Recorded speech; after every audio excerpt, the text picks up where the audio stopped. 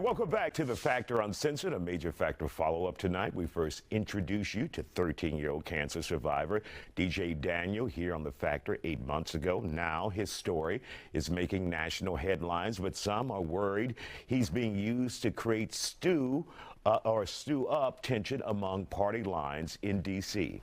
President Trump named DJ Daniel as an honorary Secret Service agent during his address Tuesday. The moment has gone viral. Many people have seen it. I saw it live, with many acknowledging how heartwarming it was on social media. Some others have turned DJ into a meme by photoshopping the teen into a picture holding Representative Al Green's cane and appearing to attack the congressman.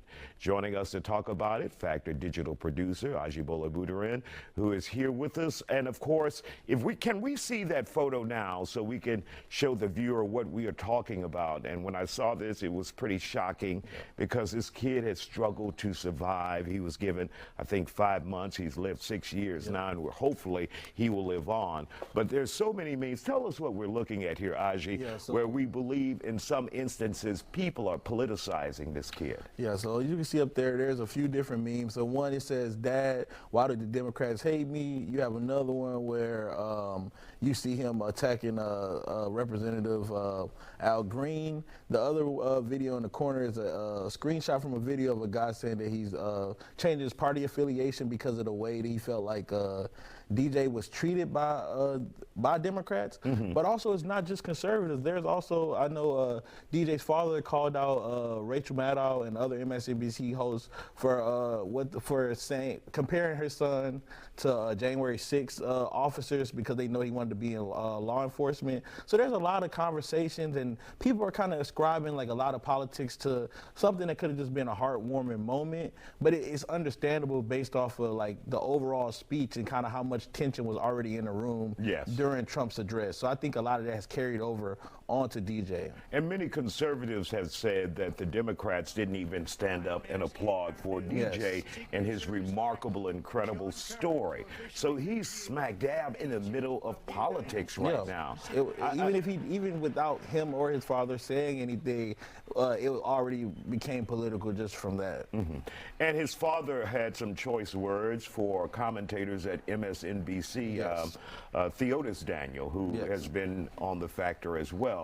What did he have to say about those commentators on MSNBC? Basically, in short, he said that if you don't have anything nice to say about this moment, I just don't speak on it. And I mean, as a father, it's understandable. He's seen his son go through so much, multiple surgeries, and you know, when you hear DJ talk, you can hear his intelligence. You can hear that he's very aware of what he's been through.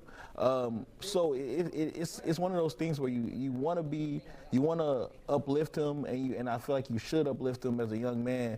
But a lot of times when you look at the tension and how much this goes into every moment and a lot of the things that Trump does, it automatically has a bias to it, even if it's just a nice action. So we couldn't avoid something like this with him being there at the joint session of Congress when he was recognized by President Trump. It's just unavoidable, I guess, with people on social media. Yeah, I mean, you know, with social media, anytime anything happens, people usually make memes or try to make a joke out of it or use it to kind of push their own opinions. But I think with this is a case where maybe we could have took a moment to kind of put down some of the tension and put that aside and just celebrate a young man. But again, it's one of those things where the speech had a lot of points were made in the speech that certain Democrats or certain people with certain viewpoints wouldn't agree with, and I think all of that kind of got wrapped into one thing, and it wasn't easy to separate it out. And are we hearing from any of his family members, friends, supporters here in Houston saying, look, protect this kid, leave this kid alone? Well, one thing I'll say is one of his mentors, I saw him on social media, and one of the things that he said was, I may not necessarily agree with everything that Trump said, but I think that we need to take a moment to celebrate this young man who has been through so much. And I think that's kind of, whether there's negativity or positivity and people using it as politics, I think as people, we can look and see what DJ has been through and say that we want to see this young man go far and grow and be healthy and happy, regardless of what that looks like. And of course, we need to protect him here in Houston.